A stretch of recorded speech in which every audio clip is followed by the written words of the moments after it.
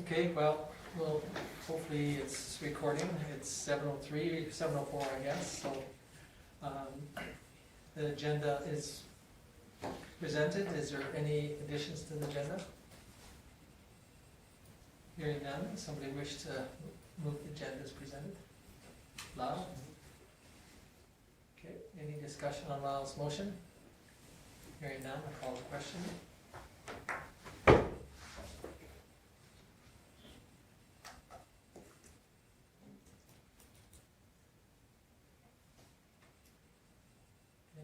It is carried unanimously.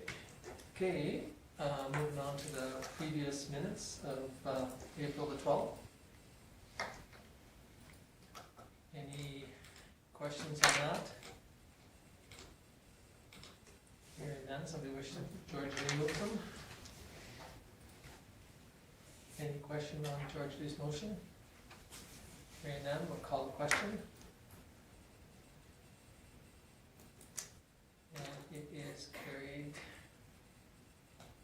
unanimously. Thank you. Moving on to, we have a presentation from Glenda with the stars. So hopefully she's, we'll get done mute her. Glenda, can you hear me?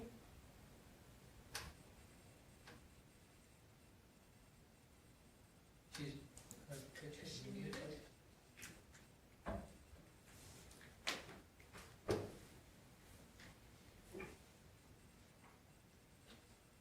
According to the cameras on. Oh, there you are. Hi, Glenda.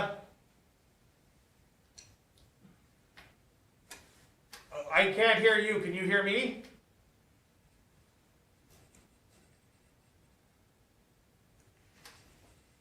So, we have the same problem as that. I have to turn the volume on. Remember, we had that problem when I was. You can hear me now, Glenda? I can hear you now. Excellent. Yes. I'm sorry that our camera won't allow for everyone to be seen, but everybody's here. Okay, awesome. It's cutting out on my end. Is it on yours? No. Okay, that's great then. Well, it's so great to see all of you. I'm so sorry I can't be there in person. Good to see you as well. I'm ready whenever you'd like me to. Go ahead. Okay, the counselors all have your presentation on their computers, so we have you on the smart board full screen, so. Okay, so then I can just ask Kim or someone to just advance for me? Absolutely. Okay. Okay, we'll get started. So first and foremost, I want to thank you, the town of Vulcan, for continuing to be our partners that save lives. Next slide, please. COVID-19 has changed all our lives. STARS is a position-driven organization, and our #1 priority is to protect uninterrupted operations. So we did create a portal in order to help with medical personnel. STARS transport physicians are renowned experts in the field of critical care, and the reasons why STARS was asked to participate in an international consortium to share learnings about COVID. We developed rigorous PPE measures as well as decontamination procedures. And also on the online portal system, created airway management, ventilation, and resuscitation protocols. These are stressful times, and we continue to see a rise in stress-related types of missions like heart attack, stroke, drug overdose, as well as COVID-related. Currently, approximately 13%, it's been as high as 18% of all STARS missions have been suspect or confirmed COVID cases. Next slide, please. During these challenging times, we recognize that you, our municipalities are facing countless hardships. And of course, this is magnified by the fact that there are many who rely upon you for help, including STARS. Like all organizations, the pandemic has negatively impacted our revenue streams. In 2020, our STARS lottery did not sell out, and the calendar campaign revenues significantly decreased with the inability to travel or have a presence in the rural communities.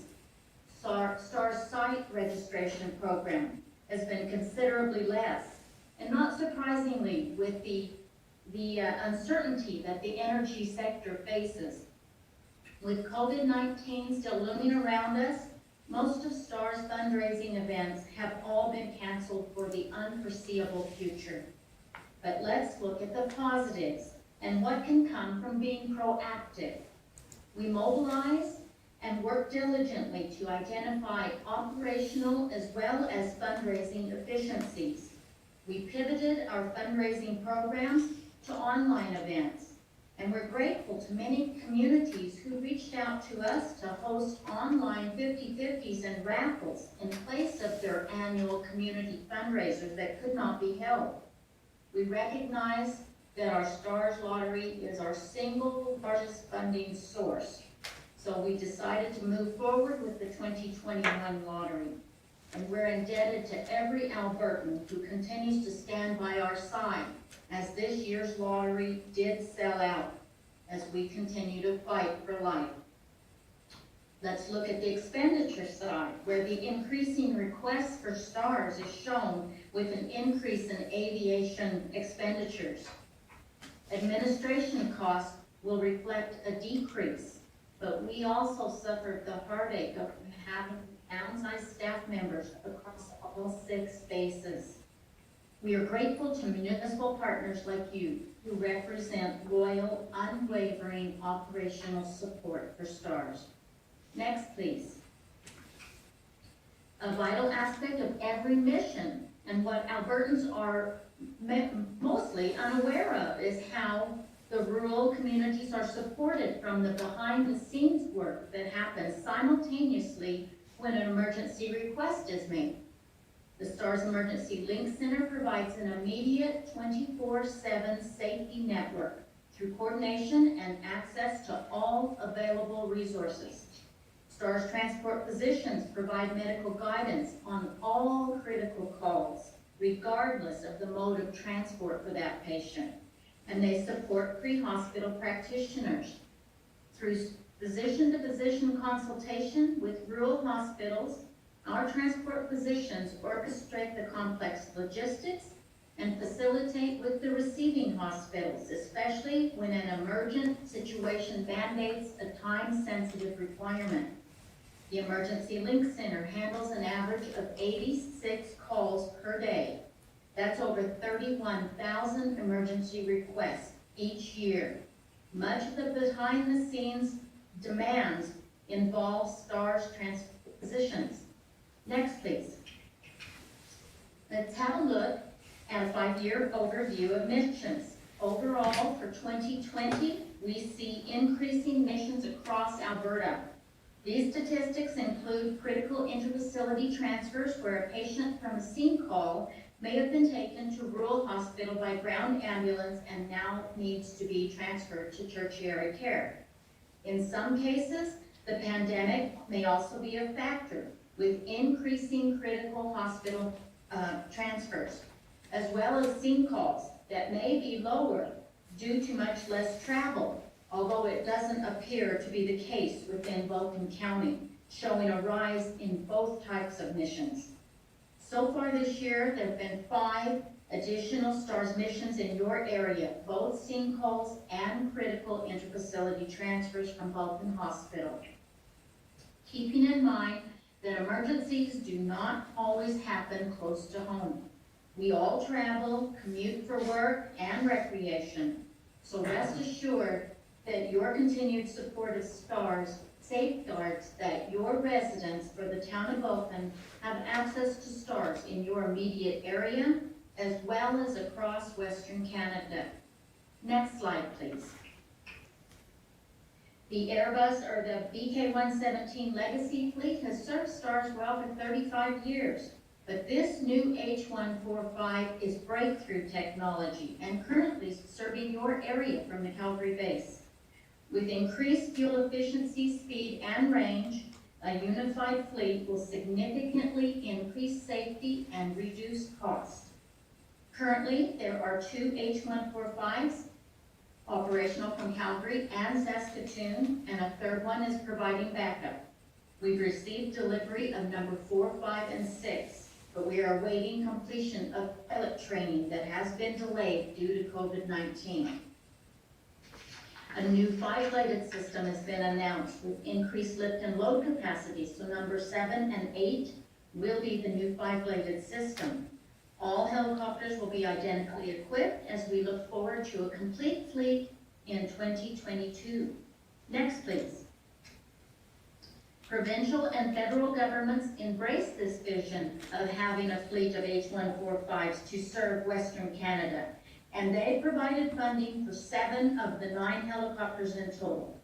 And then, of course, COVID-19 hit right in the middle of our capital campaign. An additional $19 million has been raised to date from individuals, corporate, and municipalities. And there is still a market for the aging BK fleet, but it will depend on the market value and the rate of the US dollar later this year.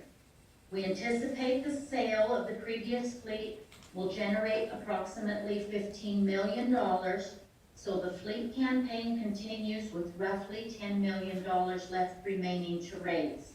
Next, please. This is a look at the new H-145 medical interior, the most technologically advanced intensive care unit environment. When you combine this with the world-class critical care expertise provided by our crew, having blood on board, advanced diagnostic tools, and STARS transport physicians working behind the scenes, together, this results in STARS providing the highest level of emergency critical care available today. Next, please. Ultrasound is also one of the most vital diagnostic tools. And previously we had ultrasound, but it was a bulky device, not easily transportable. This new handheld ultrasound is a game changer for trauma and heart patients and will help avoid fatal outcomes. Next, please. Well, I want to thank you again, Town of Vulcan. Thank you for your leadership and your unwavering support through a standing motion that has provided secure, reliable funding for STARS operations. With so many challenges ahead, we fully understand the financial restraints that you as a council face and the decisions to reduce commitments in 2021. With the mission volume rising and STARS assisting rural communities with the pandemic, in addition to the ongoing daily demands, the most important time is now, and you are STARS' reason for being. So we sincerely thank you for your continued support. Thank you. Great, thank you, Gloria. Glenda, sorry. Thank you very much for your presentation. And is there any questions from any of the councillors? Well, you did a great job. There's no questions. Thank you very much for taking the time to, share with us your slide presentation. And as long as we can support you, we're definitely going to. Well, thank you so much. We very much appreciate it, and I very much look forward to seeing you next time in person. But most importantly is to keep you as a council very well informed. So I appreciate your time. Great. Thank you very much. Appreciate it. Thank you. Thank you, Glenda. We'll see ya. Take care.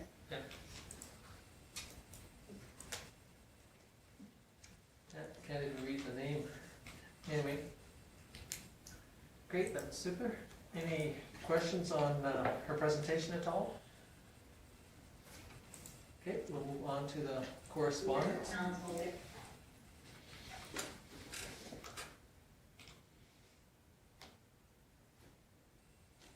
Okay, so the correspondent, Nanton Booster Club, requests if they have a parade for the participation by the mayor or deputy mayor if the mayor can't make it. Any question or on that one at all?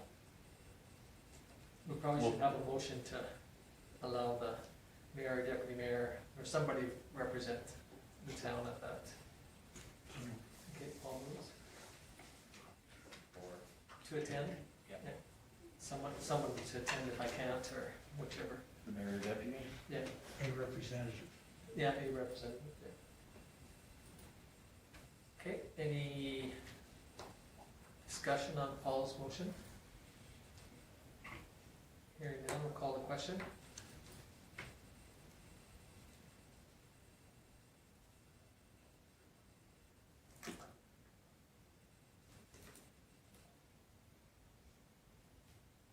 Okay, so that's carried. RCMP quarterly report. Go ahead. I apologize, this, the way it's dated, it came in the day out, after the last meeting, so that's why it's at this meeting. But we've had it for 2 weeks.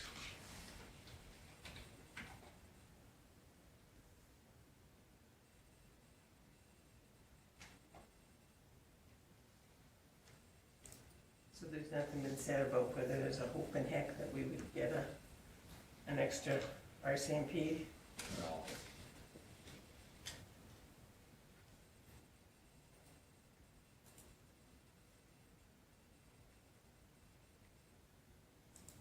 Is there any questions on Troy's information he supplied?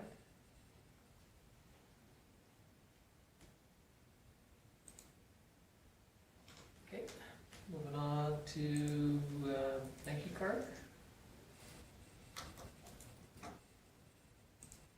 Straightforward. Okay, moving on to the Rowan House Spring fundraiser.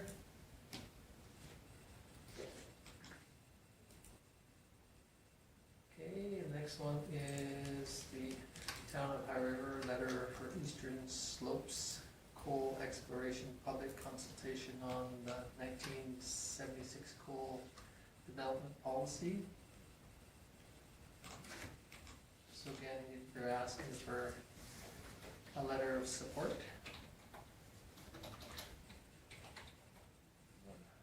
Okay, go ahead, Nora.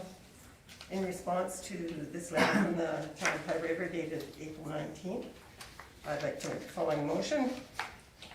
To direct administration on behalf of the Town of Vulcan to complete any surveys pertaining to the public consultation process, coal exploration projects of Category 2 lands on the eastern slopes of Alberta.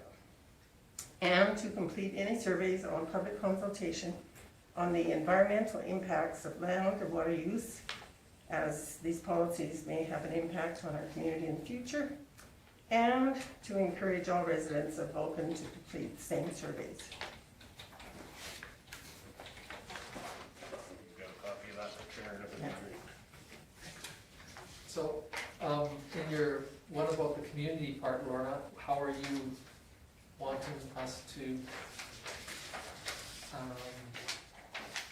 To let the town know or residents yeah, know? just. I think on just our maybe website? on our website, maybe, Website and social media? yeah, and maybe the newsletter when it comes out with your bill. Yeah, the only thing is it needs to be in sooner than that, doesn't it? Or, like, do we have until, like, I know the first piece is closed already, Yeah, I'm not sure the dates on the other, but. but I kind of think there'll be ongoing. Yeah, cause I don't think it closes for a spell, but I know the first one closed already. First one closed on the 19th. 19th, yeah. And, What's the date? So I think just whatever way we have of, I suppose could maybe even put a little ad in the paper, I don't know if that would be, I think, I'm gonna guess that social media and Website, social media. website would be just as effective. And for a little bit of background, Lorna and I talked about this letter came in, and what the mayor from High River has asked for the stop of the exploration, that has happened by the province, so this is a way of the town supporting this, but making sure that everybody's engaged in the consultation.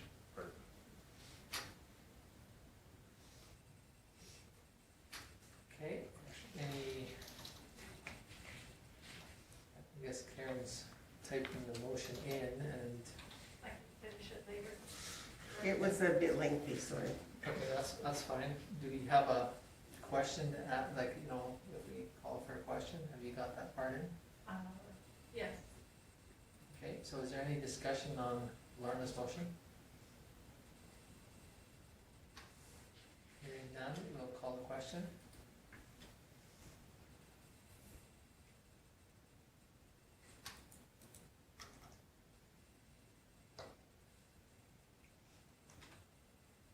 And it's carried unanimously.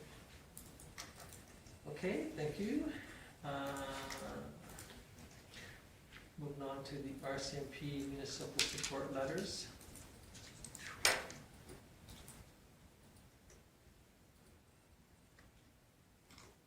From Warrenville and a letter to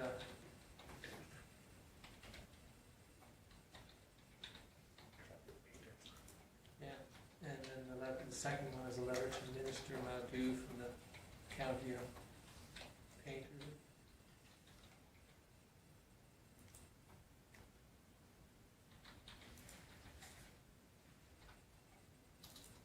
Any questions or thoughts on either one of those? Oh, sorry. Have we heard anything back about the group that was facilitating a look into this? The provincial police system? Yeah, there's been quite a bit of information that's gone out to every councillor a couple times now from that committee that was doing the, but I don't think. But the nothing final- there's recent nothing from final. that? Jason sits on it and for the RMA and our representative from the South, Tanya, from Okotoks, she sits on it. In fact, I think she chairs it, and so she's usually fairly good at sending out quite a bit of information on it. But there hasn't been nothing decided As yet. far as I know, there hasn't been any decision. Because I thought it was to be completed by the end of February. Well, I think part of it was, I mean, some of you attended AMA's event, I didn't, so. And that was recommendations that the committee were putting forward, and they did submit that report, and we did receive a copy that was, went out to all the councillors. There seems to be some confusion on the province at this point, from what I can understand from all the documents that we've read so far, is why they're moving forward when 65% that were surveyed weren't in favor of a provincial police force. So that's what everybody's kind of waiting for the clarification on at this point.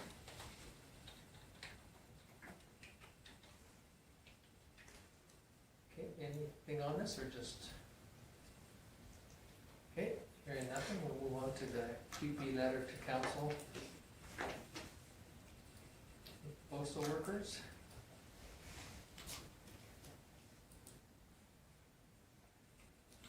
I have one question. Do you know if anyone from the post office is involved in any of our interagency or like the elder use FCSS or anything? Like, I've never heard of the post office being involved in those before, so I was just wondering if that's something new, that they're part of the community group now. No, I have never heard of them ever participating in anything on. I think maybe in some really, really small areas or small towns or villages, this might be a wonderful way for them to be involved, but I'm not sure. I think we have quite a few services on our own already. I think it gives them an opportunity, especially if you've got letter carriers, that they're the eyes and the ears for the community in some larger communities, but. Well, I suppose, yeah, even bigger ones would be good But too. unfortunately, letter carriers haven't been, we've never had one in our municipality ever that I know of, and I can't imagine we'll ever get one. I mean, even High River doesn't have a letter carrier program going anymore. So I wonder if the new part of the post office that will be open in whenever, 6 weeks or something, if it will have it set up for like banking services, for internet, for people to use. Like, to me, that would be like the library. You might have heard something, Kim, I haven't. Right, and this, none of this is coming from Canada Post, this is coming Just from, this is from the union workers. Yeah. So they're asking for municipal support to try in their union negotiations with Canada Post to Okay. implement some of this stuff. So it's not actually coming from Canada Post, it's coming from their workers via the union. They So- did this one of the last time they were in negotiations. Yeah. They did something similar. Yeah, some of this isn't abnormal, other than, this is the first time I've ever heard that they wanna get involved in more eyes and ears of the community, but. The last time the union reached out to municipal councils was when Canada Post had conversations about closing a bunch of their offices, and the union reached out to municipal councils to have letters of support for the union at that point. So just wanted to clarify that this isn't a Canada Post initiative at this point, this is just their union and asking for support going into their negotiations with Canada Post. Okay, hearing nothing, Do you want a motion? We can receive it for information as well. Information, the same thing we're gonna do with all the rest, other than the two that had motions made. My glasses keep fogging up. So somebody wish to move this for information, correspondence? Laura? Any discussion on Laura's motion? Hearing none, we'll call the question.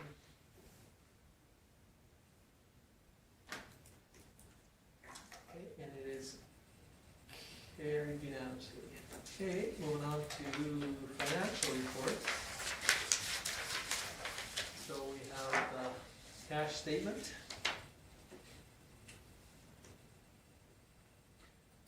Any questions on this class statement, cash statement? So as all council knows, that have not borrowed the money for the pool yet, so that's the state of our cash. So this is where you expect to be at this point. It's not where I want to be, but No, that's where I was yeah. anticipating that we would be, Okay, yes. I will move that we receive this for information. Okay, Lorna moves it. Any discussion on Lorna's motion? Hearing none, we'll call the question.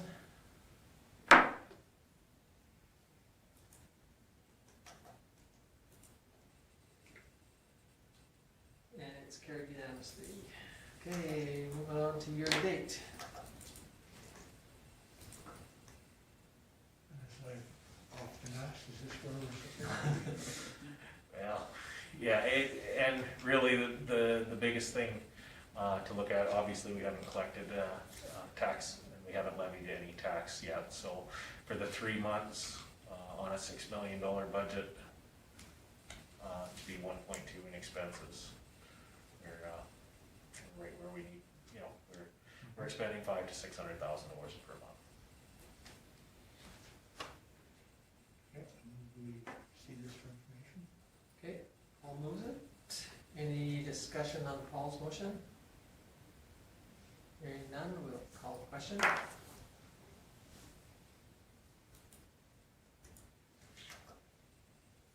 And again, it is carried unanimously. Okay, audited financial statements. As council knows, we have to have our audited financial statements done by the end of April so that they can be submitted to the province at the beginning of May. Daryl has been here, completed the audit, we spent a significant amount of time with him. He's provided the report and wanted to make sure council had a lot of time to look at it. Daryl did mention this year with it being the last year of council, he'd be more than happy to come and to a council meeting, to meet in person with you if you'd like to go through the audit process a little bit more detail. But the report itself is very straightforward. He provides his letter explaining the process, and then the financial statements themselves. Overall, they look wonderful from an asset side, because we gained $3 million in asset at December 31st. So we've taken the overall accumulated surplus for the town from approximately 20 million last year to 23.5 million for this year. Part that Daryl and I talked about the most, and is same as our cash. Is the schedule for the cash. As you all know, last year with our reserves and all of our assets, we had $2.9 million in available cash, and this year we're $271,000 in debt. Now, having said that, you guys also have a loan on the books that we have not actually withdrawn any cash from, and that's for our the loan on the pool, and that's for 2.5 million. So overall, as December 31st, we're exactly where we thought we'd be without borrowing that money. So there. So unless council has questions on individual line items inside here, these reports, exactly the same as last year, same format, and you can, with this, do comparisons from year to year to year. And really the biggest change is our cash position, and that's because we haven't borrowed the funds.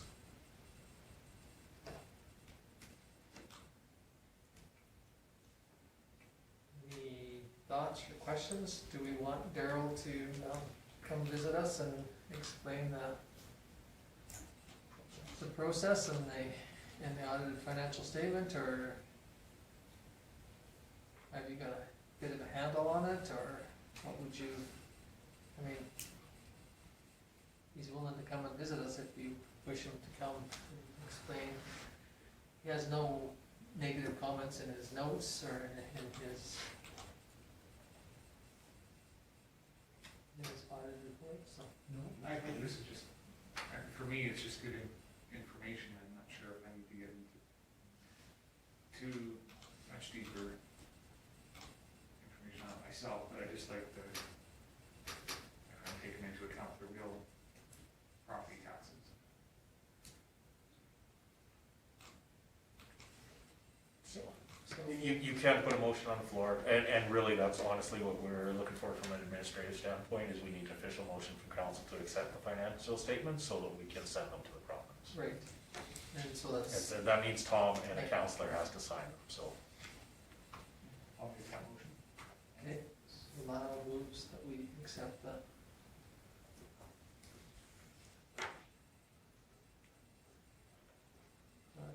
approve the audited financial statements as presented, and that they will be published on the town website. Any discussion on Lyle's motion? Hearing none, we'll call the question.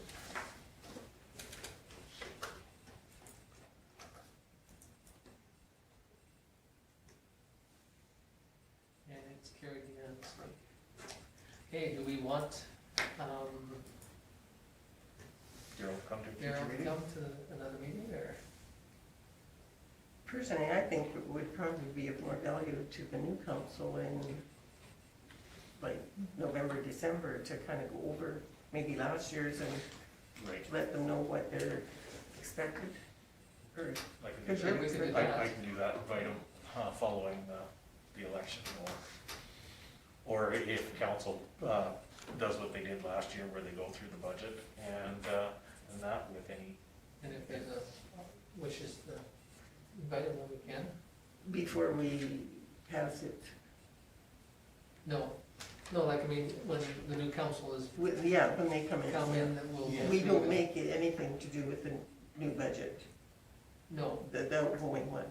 It's always the new. Yeah, you Yeah. review it before you go out, and then the new ones approve it when they come in. yeah, it has to be done before the end of the year, so. Or approve an interim one. Mhm. Okay, so if that's agreeable, we'll wait and see what happens in the fall and see who's all here and who wishes to have them come. Okay. Moving on to current business, the Ad-hoc Citizens Committee on Council Compensation. So, as council knows, the committee attended the last meeting in camera to discuss their recommendations. They took that back from the discussion of council and have put the recommendations to a formal report for you. This is the portion of it that goes to public. If council's in favor of their recommendations as they're presented, then you can see through the recommendation is that administration will bring back the recommendations as policy changes to future council meetings to be reviewed. So basically, you are approving, if council's in favor, you're approving the recommendations of the committee in this report. And that will end their business of the committee for the ad hoc. Okay, any questions or thoughts? Paul? I'm just gonna make a motion to receive it. Well, you got a question?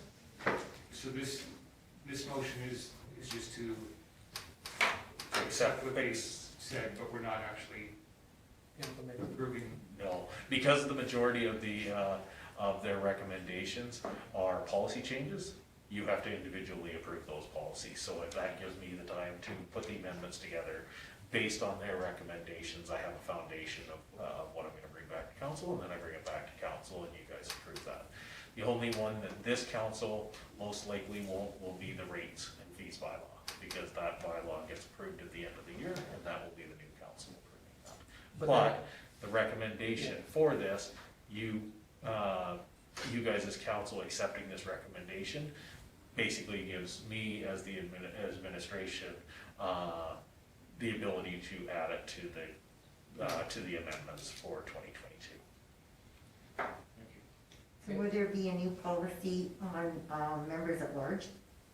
Then, well, the only committee that we have for member at large is the MPC and the, Community futures. Well, community futures, but they don't also pay, the community futures doesn't pay them for the meetings, it pays them for their travel to the meeting. but Community Futures is not a department of the town. That's right. They're not a committee of the town.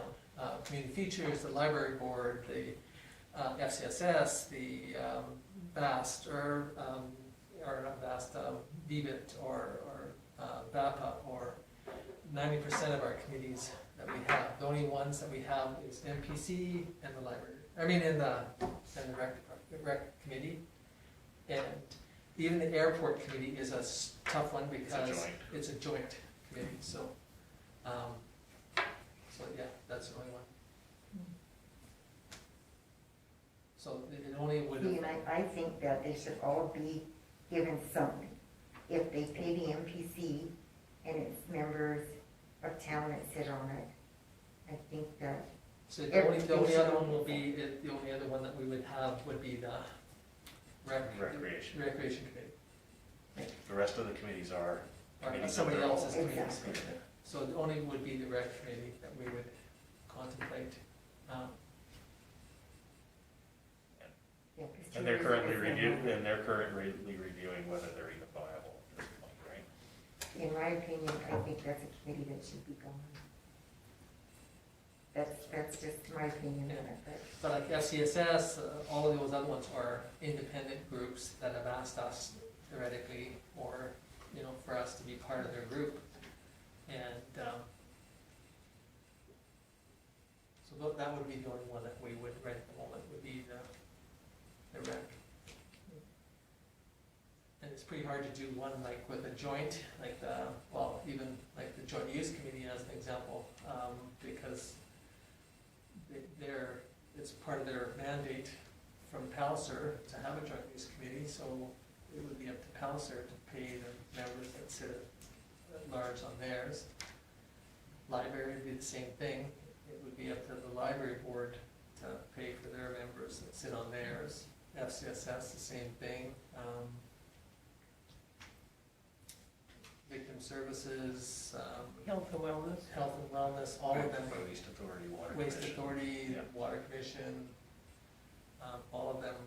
Well, Water Commission, yeah, you know, if Carnegie wishes to not pay their member to come or champion or the county or whatever, that's up to them. So the only one that we would have would be just the rec committee And the MPC.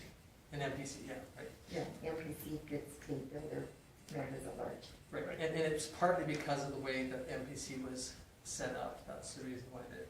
Yeah, So how many they wrote it members- in their bylaw. How many members on the MPC get paid there before them there?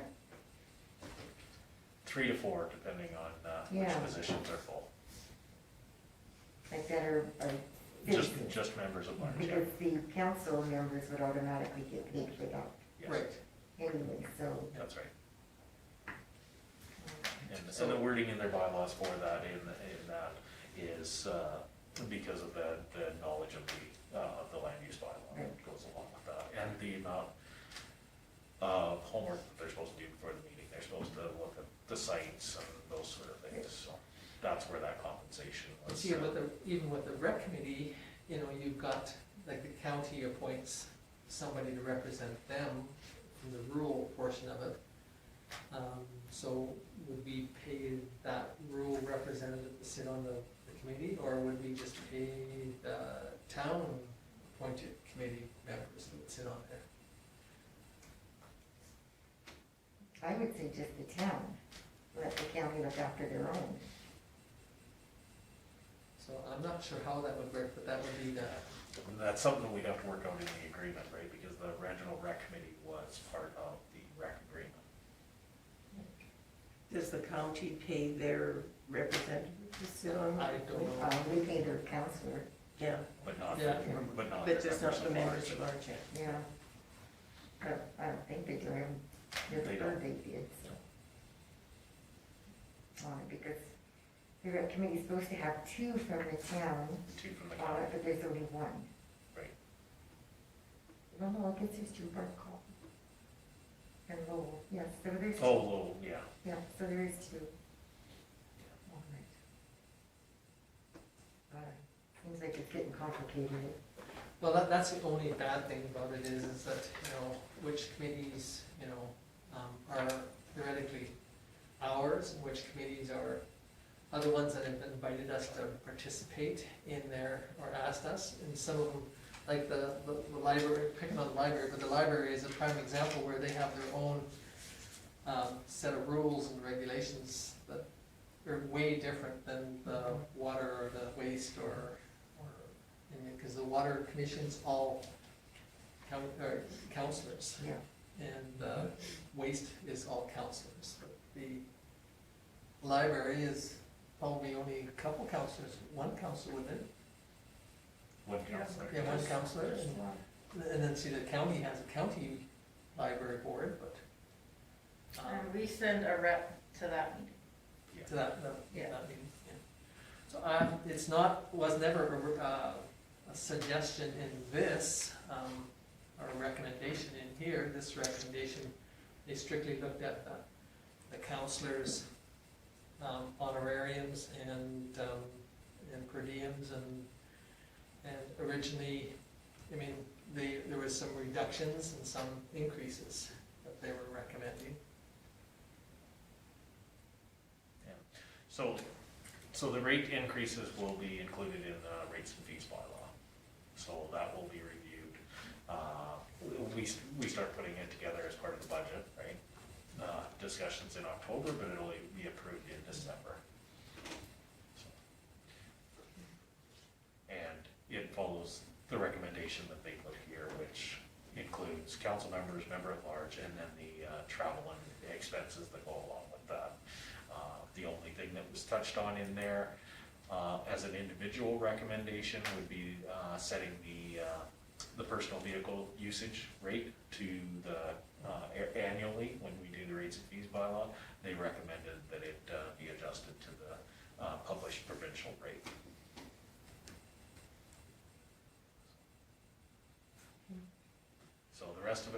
back in policy. Okay, any thoughts on any of this? Appreciate the discussion. Well, I believe that the numbers haven't gone up for a long time, and I think if we leave it any longer, it's when we actually, well, whoever does it, it'll be a real wicked outcome, so I think best we get going on it, catch up a bit. Well, there's a tad increase on all of them, except for, there's a couple where it says actuals, you can actually bring in a receipt, bring in the receipts, like for the room and the actual. Most of the time, we don't have much to do with those. Most of the time, administration picks them up. But there are some functions that you might go to that you can bring in your actual receipt for your hotel. And some of that wording will come up in the policy. The individual one for the room, their recommendation was for actual cost. The reason why the 225 is in the current one is the policy states that a receipt is required to a maximum of 225 is what it states. So that will be reviewed when you guys do the policy. This is just putting in there that their recommendation was to pay the actual cost of the hotel.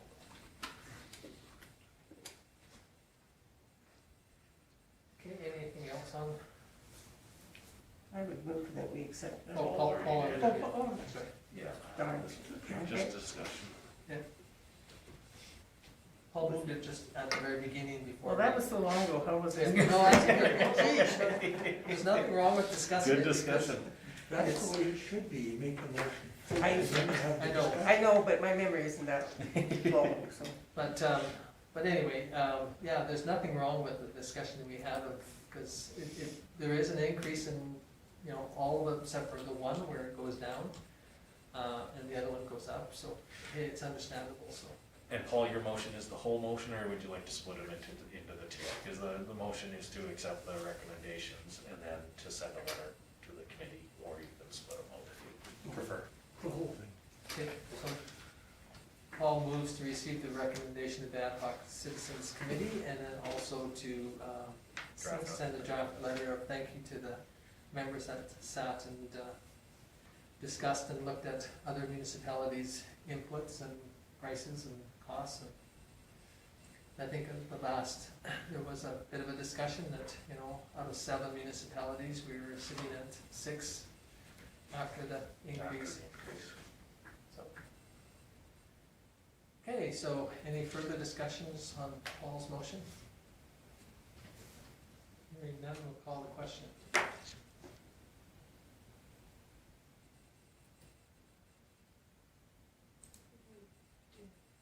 What's that? It's not coming up. Paul already passed it? No, Paul moved it. Paul We moved have- it, now you have to send it for the, You guys send the question out. And both parts. yeah, the whole motion. Yeah, okay. I gotta have myself there.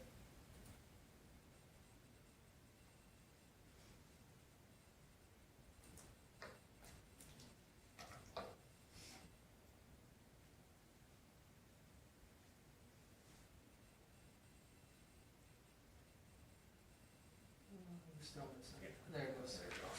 Great, thank you. It's carried unanimously. Okay, moving on to 7.2, Vulcan Golf Club loan guarantee. So, This report is based on the feedback from the last meeting and from the last meeting where Lyle asked for it to be added to the agenda for further discussion. The majority of the conversation was in camera, so this is your opportunity to openly discuss the agreement. And okay, any thoughts on any of this? Okay, Well, this was, like over the years of this term of this loan, like the golf course has made how many payments? 3. three. made 3 contributions towards the loan. We made 3 contributions, we've had 3 good years to make profit. Saying that though, as it states in here, the taxes, like the money that has come into the town, like for the town's benefit for having the golf course there, has far exceeded. Did you see it paid for itself in, just a few years, was it not? When there was 23 homes out there, was enough to cover the loan payment. Right. So the municipal taxes that come from the homes that reside along the golf course, and because of the golf course expansion, yeah, we have gleaned more than what the loan has exceeded. So I guess the point I'm trying to make is if, I guess they haven't paid the money back theoretically on the loan, but the money that the town has received from it as far outweighed that, right? It's been a benefit to the town, so,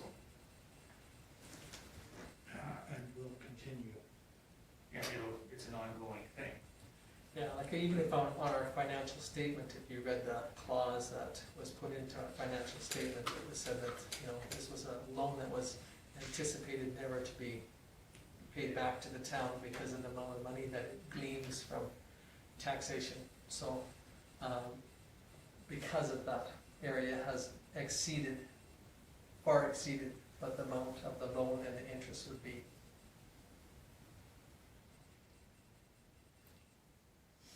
So if we consider the amounts the town has paid as an investment in the community, we've made a profit already. Well, we've made a profit 20 years ago, or 10 years ago, or 15 years ago after the loan was started, because we've gleaned all those homes. Like Kim said, you know, all we really needed was approximately 23 homes to pay the loan payment. And we have approximately 60 homes that are in that area that have paid taxation in it. There's no guarantee that they wouldn't have come if there wouldn't have been a golf course there. There should have been still a subdivision built in that area. But it definitely has been an area that has gleaned more payment from taxation than what the payment on the loan has been. And I truly don't think that the town wants to be in the business of running a golf course. If for some reason the golf course, if we did request that they pay each year and they couldn't make it, excuse me, they may step aside and we would be left with a golf course. And I'm not sure that's somewhere the town really wants to go. That's my feeling anyway. Yeah, like we own the land and they own the assets, you know, the golf. The building and the sheds. But it still has to be run. That's right, and they have a volunteer board that, you know, donates their time and effort to run it, plus the thousands of hours of donations of times and effort by members to keep the membership as reasonable as they can. We get people that come to our community that utilize the golf course that might not, you know, be able to utilize it if we didn't have this asset the way it is in our communities too, so. And they spend money here, not just at the golf course, but elsewhere. Well, that's the hope, that they, you know, that they're traveling through the community, they golf, they see something that they like and stop and participate in some of the businesses that are in the community. Or buy a house. Or purchase a home, yeah, there's been some that have been strictly there because of a golf course out their backyard, so, yeah, no, it's, I guess the theory that I have is that, you know, we either wait until the golf course loan is all paid off and then we eliminate this agreement or do something with the agreement, or we do it now and anticipate that last 3 payments that we're gonna make anyway, and if you know, what's the difference between holding this over their heads or being able to eliminate it now? One of the other conversations with, that council had was about a board member on their executive, and they have included voting membership on the, membership in their bylaws, but the wording is specifically, tied to, a town council member until the loan, has been, and the wording of it is until the loan or the money owed to the town is completely repaid. So with that wording, unless they completely repay the loan, a council member will always be a member of their executive. If council decided to rescind the loan, there could be a request to have a council member remain as a permanent part, as, amending the bylaws a little bit in the future to not even mention the loan in it anymore. Because the interest there is that town owns all of the land the golf course sits on, so. I would move that we, and I'm so great at making motions here. Just rescind the agreement. Sure, rescind the agreement with the golf course, and that we request that we have a Permanent, pardon? a permanent position. on the Permanent executive. position, that sounds good. Just what I was gonna say. I was gonna say something about, as in, because we've been a partner and we would like to partner, continue our partnership with them, so we'd like to have a permanent position Yeah, in their executive, or not executive, their board. the board. Now, do you need anything, other wording about the loan? No, I checked into the loan, and the agreement is not tied to the loan for the golf course. The loan is in the golf course's name. So there is no agreement tied to that loan agreement that the golf course has, but it is understood, and they do have the motion, the original motion from council. The council intent was to guarantee that loan. So, when I So checked. we when I would checked- have 3 more payments. Yeah, Four, yeah. yeah, 3. So when I checked with them, they said that if this loan guarantee agreement were not in place, they still have it on record that the town is guaranteeing the loan, so there's nothing.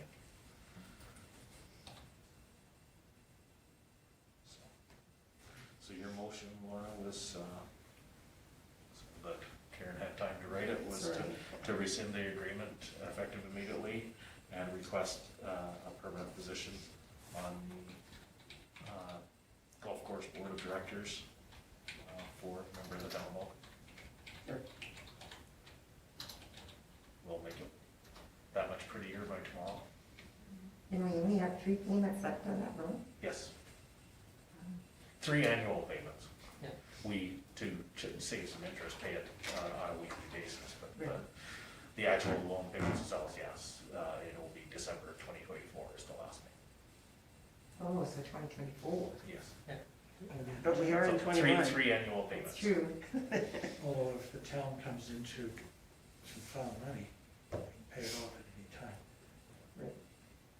Yes, like any loan that we do municipal, they are annual payments, is what you budget for them. Well, I think in case other people are thinking they could maybe come to the town and ask for a loan and then get us to pay it off, I think this one's quite different in that this has benefited us as a community, and it has benefited us financially as well. And we own the land. Yes, I Like, mean, we're a partner in this one, whereas a couple of the other groups that we've partnered with, we have no. nothing left at the end. We have no asset there that's ours. Plus, we never gleaned any taxation from a couple of the other loans or events that we partnered in with. It was just whether you want to classify it as an educational event or a partnership to glean their benefit from them staying in the community. It would have been lovely had they been able to pay all along.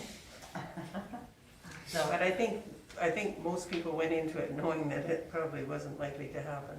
So. In defense of the golf course, and it's something that a lot of people in the community never knew, is that since the golf course was originally started, I shouldn't say originally started, but back in the 60s or 50s when we brought in a reservoir and collected water, we supplied the golf course with free water.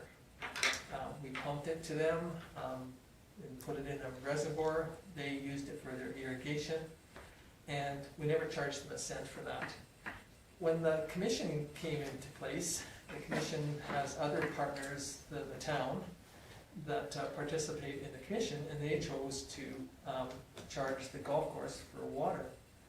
And so up until that point in time, the town taxpayers donated water to the golf course to keep their, the green space that the town owns green.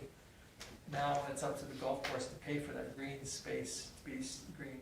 And so they are paying a good chunk of cash to the water commission for that water commission to supply them with water. So that has happened only since the water commission took over. So it's not, so a lot of taxpayers might not realize that we've always supported the golf course that way, because it's an asset that's belongs to the town too. Like, we're a partnership in this group, so. And they do still ask for free water. Well, I'm sure they do. Yeah. I think they'd be foolish not to, but the water commission does charge them a fee, whether it's nominal or not, but there is a fee. It impacts their ability to pay the loan because it's almost half the loan payment. Annual. So, so it wasn't like the golf course is getting totally scot-free. They have changed the process. And in fact, they put a levy on everything to help cover the water. Okay, so Lorna has a motion. Do you want it read back, or do you want to just go with what the intent of Lorna's motion? I'm good with it. I think I know what you're trying to say. Okay, sounds good. Any discussion on Lorna's motion?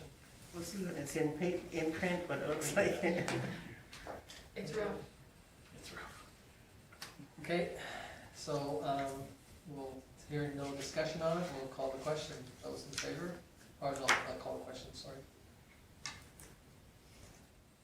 It's the first time in a long time.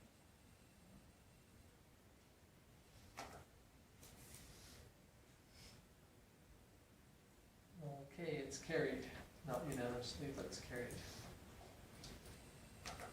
Okay, moving on to the 9 in the line Art Society's murals.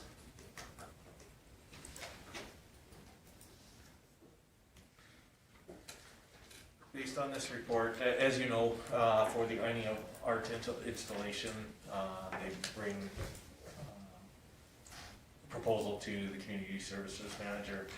They review and help submit it to council.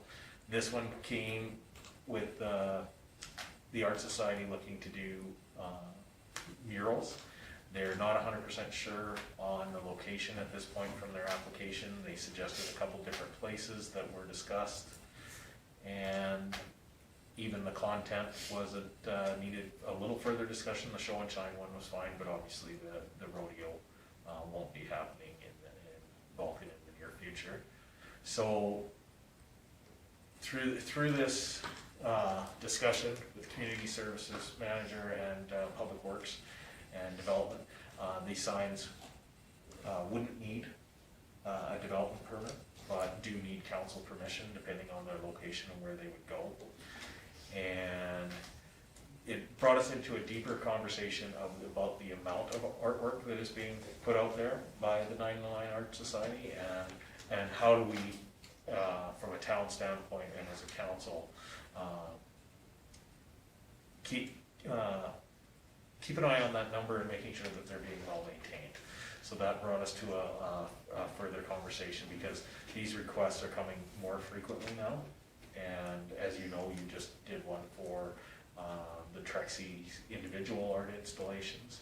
So they're starting to compound very quickly, and so there was a conversation and some concerns brought forward about the maintaining. Every one of the applications says that they're going to maintain these ongoing, and then brought us to they are a volunteer committee, that sort of thing. When do they meet their capacity for how much that they can maintain, and what will be the expectation when they can't meet that? Because you all sit on boards where it's getting harder and harder to get people to take on that extracurricular. So one of the things that was brought to council that we would like to recommend is that that these art installations, until you get further detail on them, like an exact location and the content of what it will be, they'll continue to work with community services manager to make backup proposal for these. And then the other side of it was based on the amount of requests and the condition of some of the artwork that has previously been installed. We have some that are faded, almost unrecognizable in a few locations around town already, is to, because the Line Art Society is the driving force on the Trexie throughout the community, is to have them provide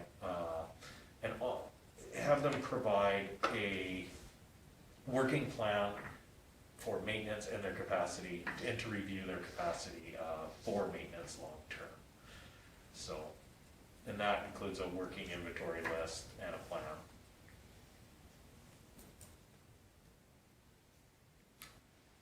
Lyle?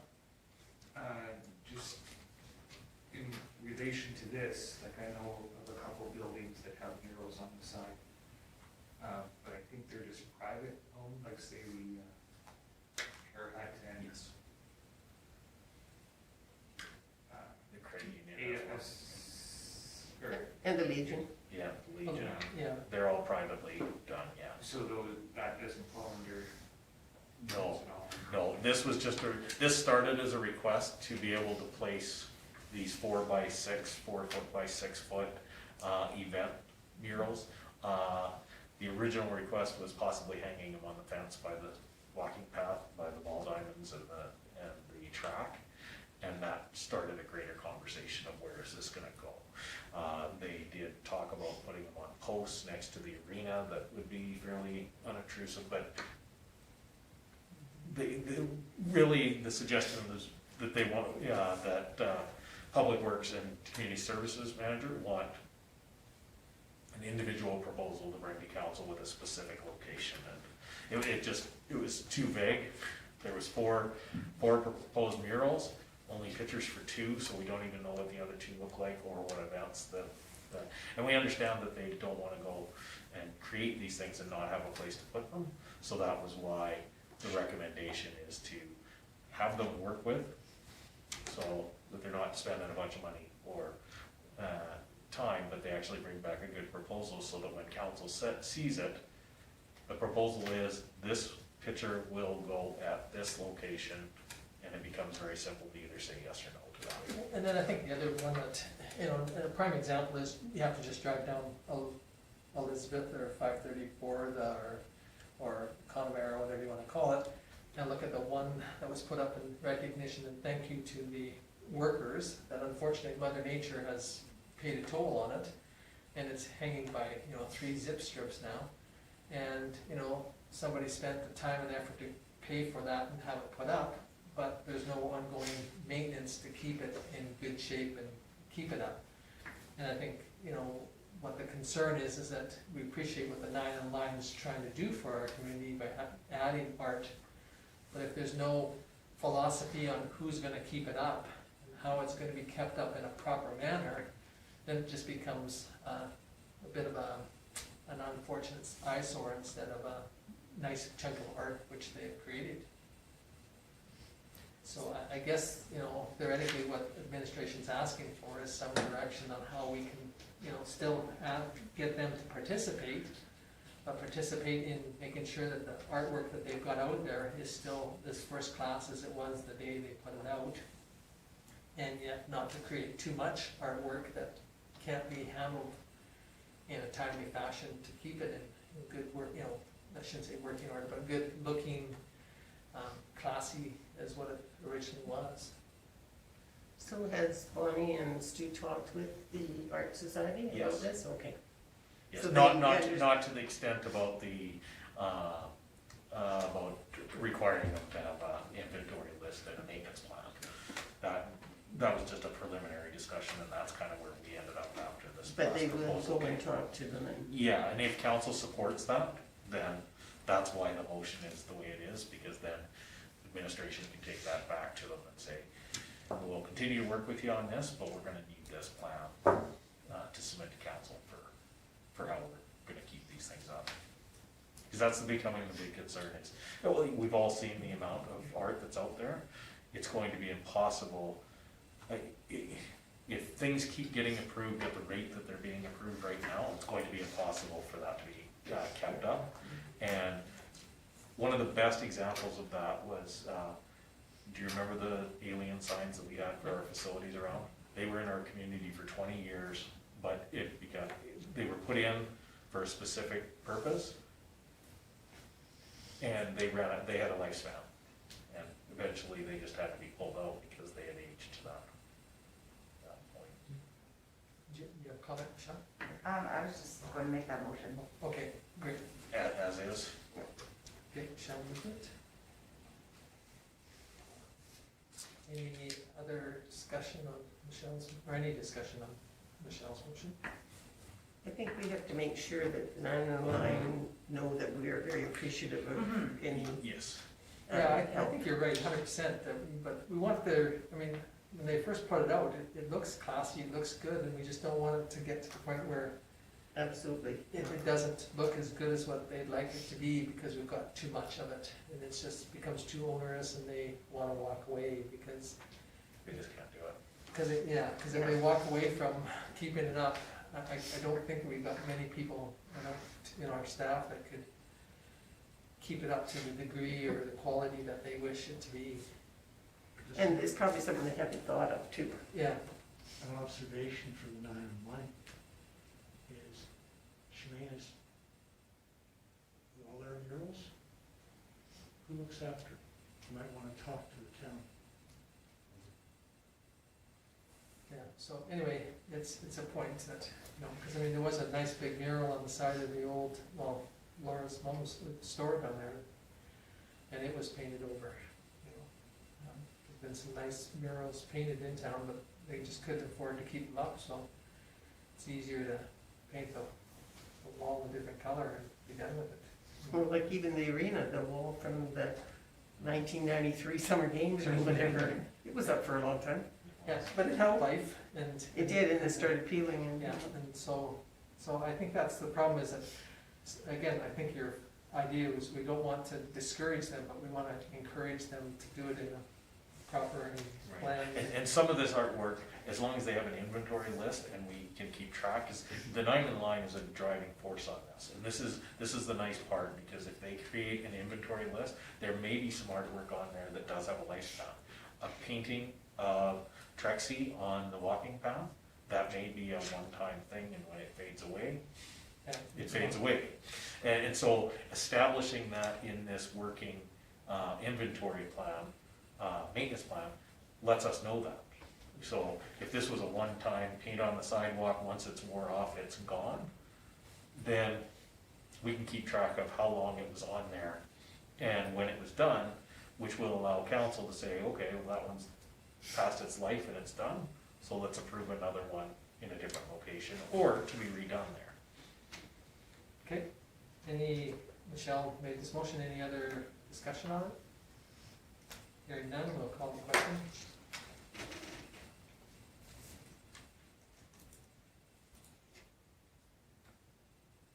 And it is carried unanimously. Okay, moving on to reports. We have 6, I guess, or 5, I should say. So we have Vulcan Regional Response to Elder Abuse meeting, March the 16th. Oh, what did I miss? No. Oh, We added the sale, Yeah. it's worth mentioning now. I've got it on mine, it's, Anyway, so any questions on, George Lee's already highlighted most of this for us. Okay, hearing nothing on victim services.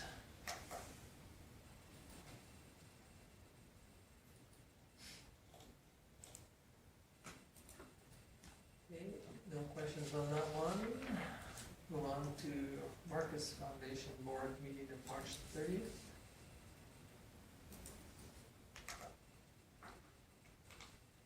Any questions on that one? Moving on to the golf course meeting of April 20th.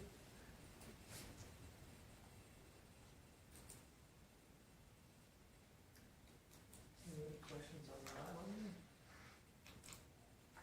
Okay, and then I forwarded this one on to Karen just today, because I just got it this morning, Friday, from the SEWA. We're trying to send out just a kind of a synopsis of some of the stuff that was happened.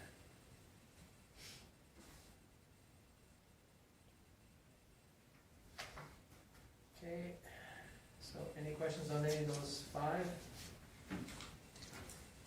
Hearing none, somebody wish to move the George Lee? Thank you. Any discussion on George Lee's motion? Hearing none, we'll call the question.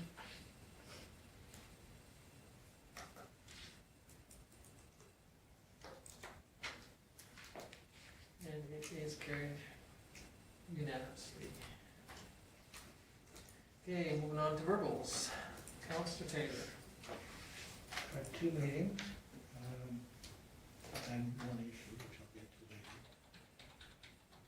MPC, we approved 2 new businesses. One is beef jerky, and the other is a microbrewery.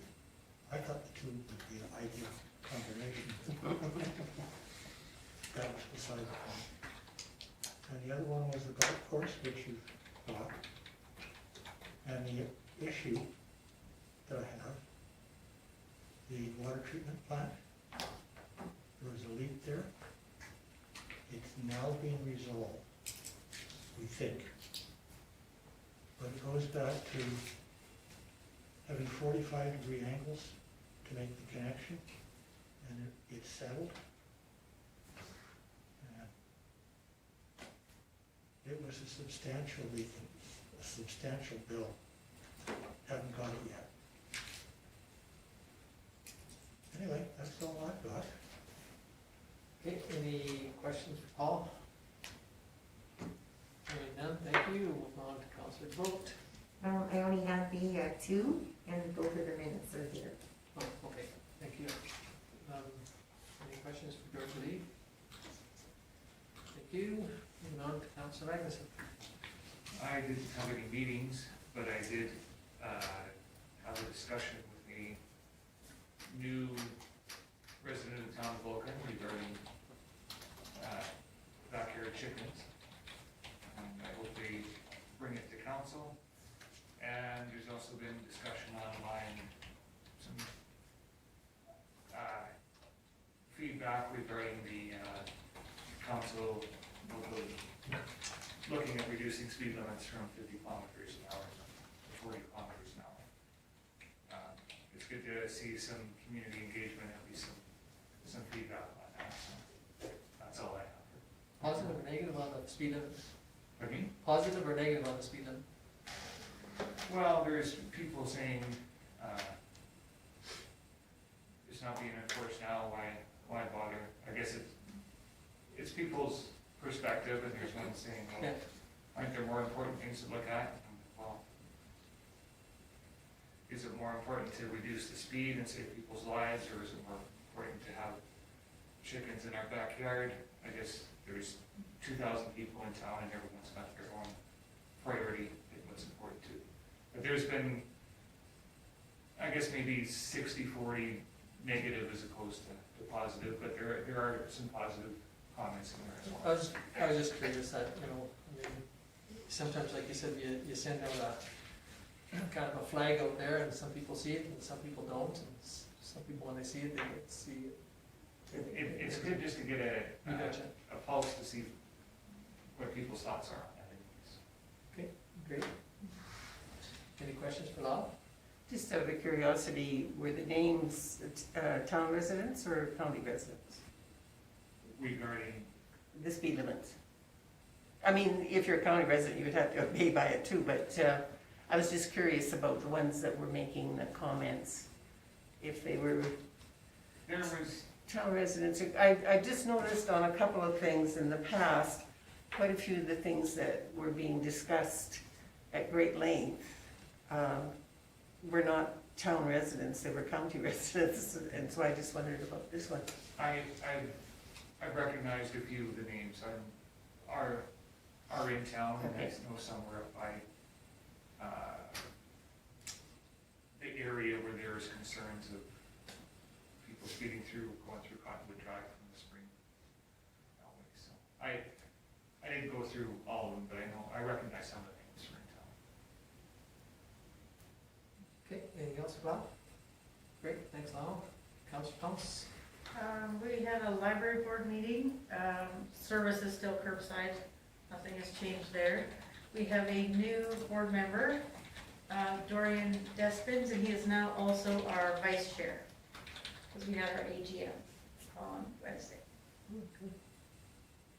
Trial by fire. Yeah. Okay, any- Sometimes you gotta take the body that'll fill the spot. Okay, any questions for Laura? Thank you.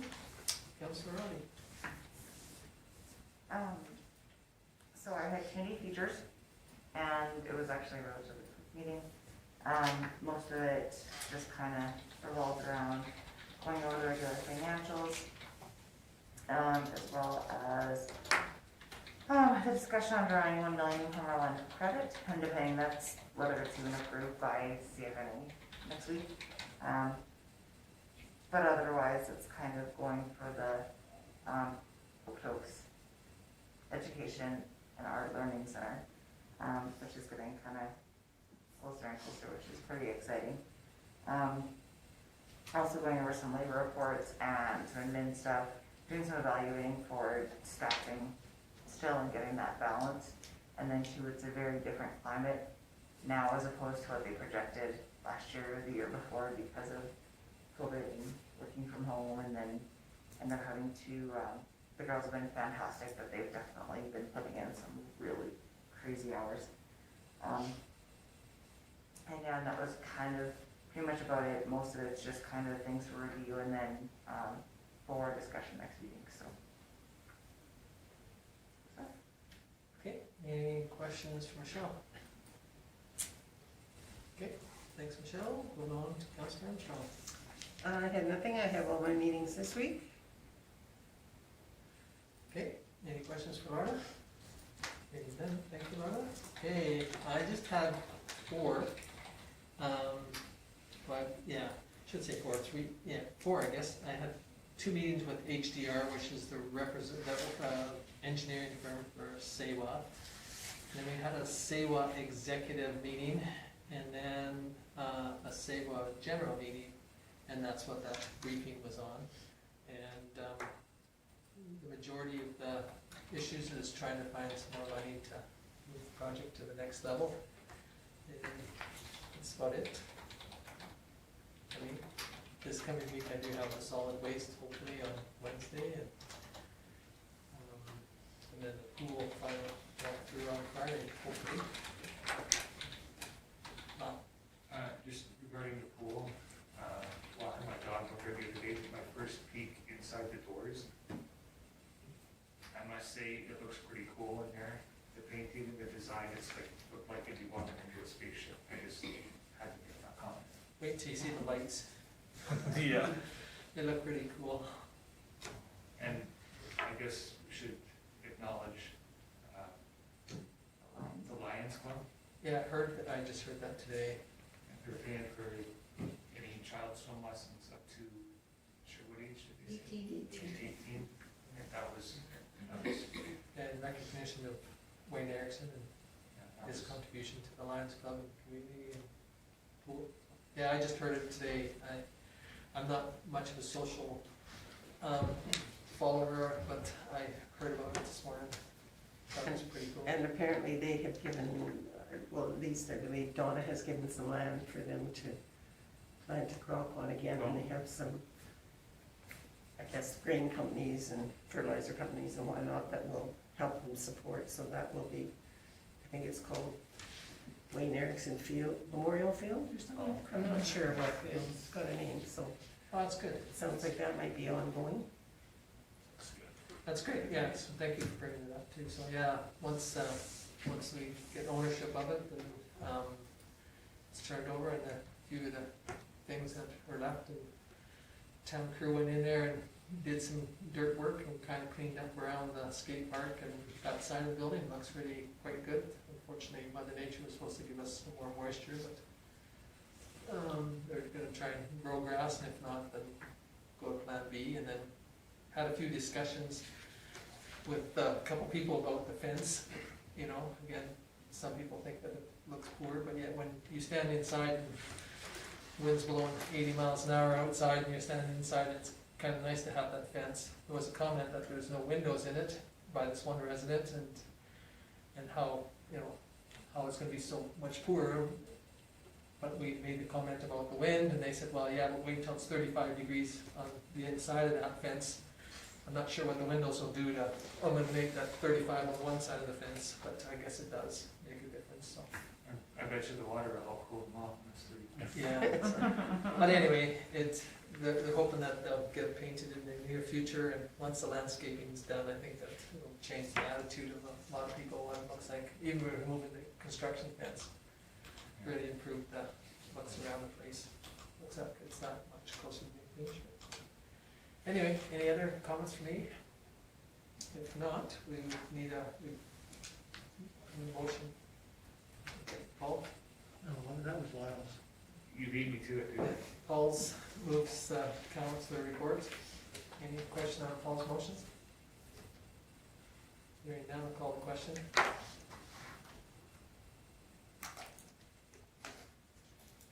And it's carried unanimously. Okay, moving on to activities. So my activity report, we accomplished everything in the last meeting, except obviously the traffic bylaws amendments that are gonna come back. We're still working on the natural gas franchise agreement with ADCO, and the procedural bylaw to come back fairly quickly. And procedural bylaw, obviously, again, is back to the adding the process for the appointment of the mayor. Unless there's any questions. Just regarding the one regarding the November 23rd that Paul moved regarding the chamber. Yeah, so the reason why that stays on there is because obviously like Stars, they haven't sent us their invoice yet for the year, so we are sending the letters as we're sending out payments. So that's why that stays on there, because we haven't got all of the payments processed yet. Oh, okay. These two, the two top ones from 2016, will they ever go off of there? The Anderson one will be when they decide to come back and follow through with the irrigation. I know they bought some of the equipment, but never did they're still dealing with Alberta Environment for some approval for their cereal crops, and the bat boxes was waiting on feedback from the golf course. And I know that was originally, and really keeping it on the list, I know it seems redundant, because the original request was for mosquitoes at the dog park, and we've pretty much answered that question, that they don't work where there is no trees, but we did want to provide actual decent information.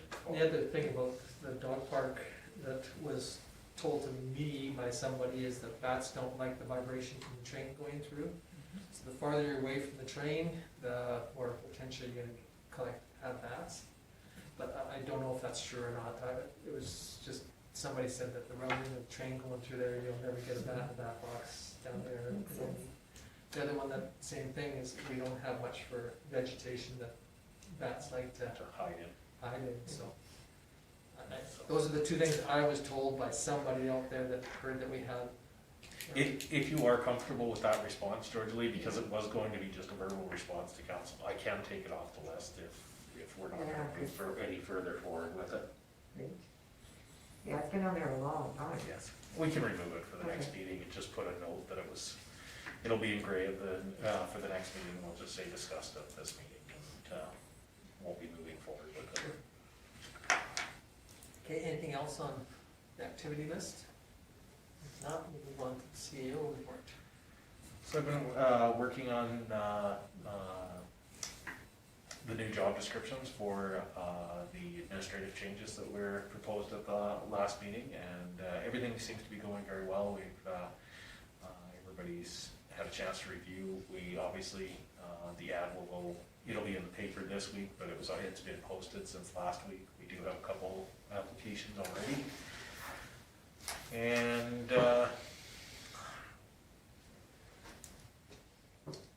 I took the time to attend the last MPC meeting and update them on the change as well, because of course that position affects the MPC. So provided that update and thanked them for allowing me to interrupt every meeting they have with new news. So, and then worked with the remuneration committee to get that final report done. I've also been working with Tango and HDR on Ward, because of course we're getting into the final weeks of the pool, and Tango and HDR are working at trying to make sure that Ward has time to make sure that they hit all of the deficiencies that were identified, and so that we can still hit our time frame, because we also need AHS to sign off on the functioning facility before we can even entertain putting people through it. So it's going to be a pretty big push in the next couple of weeks to do that. I believe there was a request that came in today to actually start putting water in the pool. So and based on Paul's story in his report, you know how Stu felt about that, because they just got it repaired today. So how long did AHS indicate they might need? It should only be the day. It should be a So it's- walkthrough while it's operating, and then we need some time to actually do the back T report, test that we have to send to the provincial lab, those sort of things. Yeah, they have to have two. Just two though? Two. Yeah. Can they be back-to-back days? No, No, they have to be so many days apart. apart, and of course, it's only processed in Calgary, so you really don't get the results till the next day, so you take them. They go to Calgary, you get the results the And next you day. have to make sure you hit the courier at the right Yeah, time. that's right. So, which, it shouldn't be much of an issue with us, because we do that for the water treatment plant, once a week anyway, Oh, so the process is gonna be okay. as long as they don't get them mixed up. Yeah, it's getting them in there to do the inspection of the operations, the operational plans, and the facility itself, because they look at, well, Tom knows this is but they've going. already started some of it too. Like they came down and did a kind of a preliminary walkthrough, and, you know, just so that they had a feeling of. Approved it.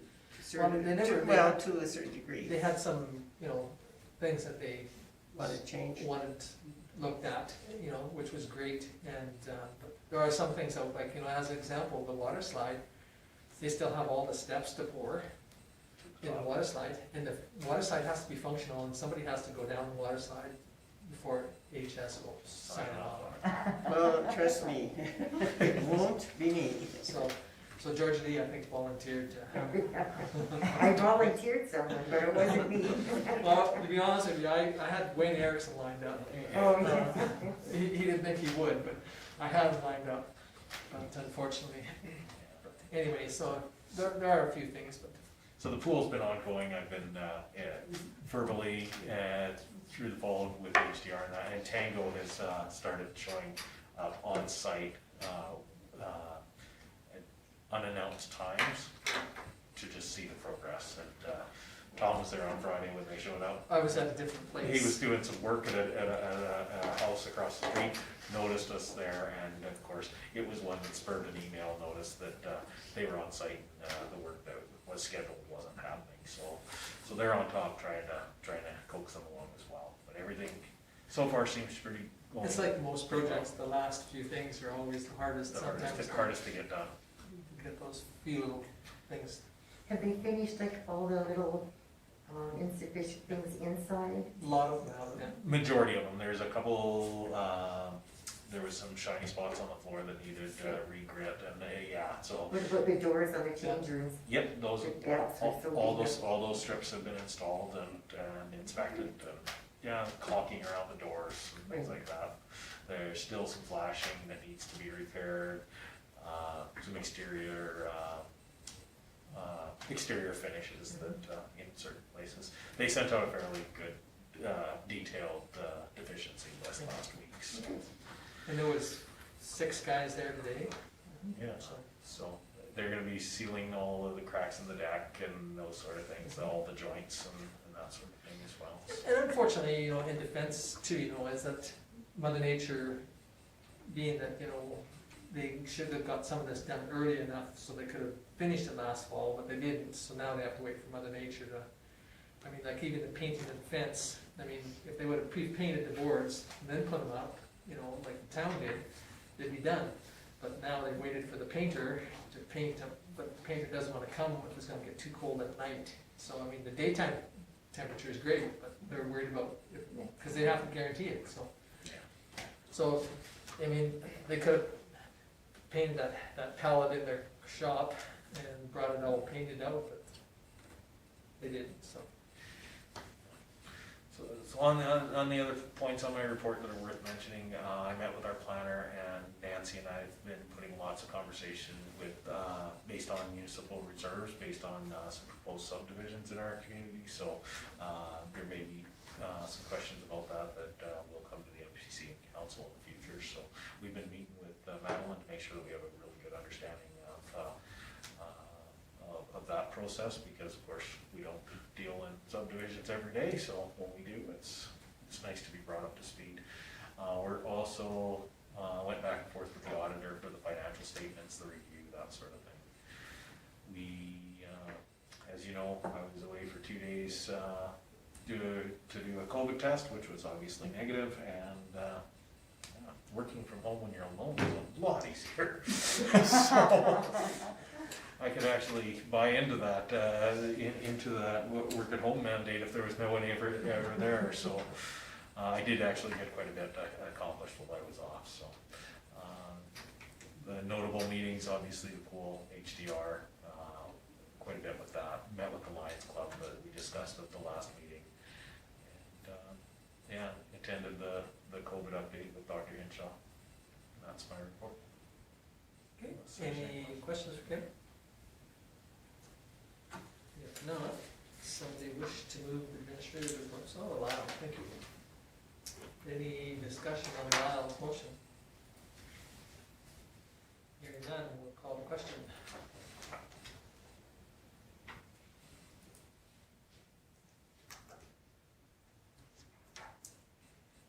And it is carried unanimously. Okay, one more motion. Michelle, thank you very much, to adjourn. Those in favor? I'll call the question on Michelle's motion, sorry.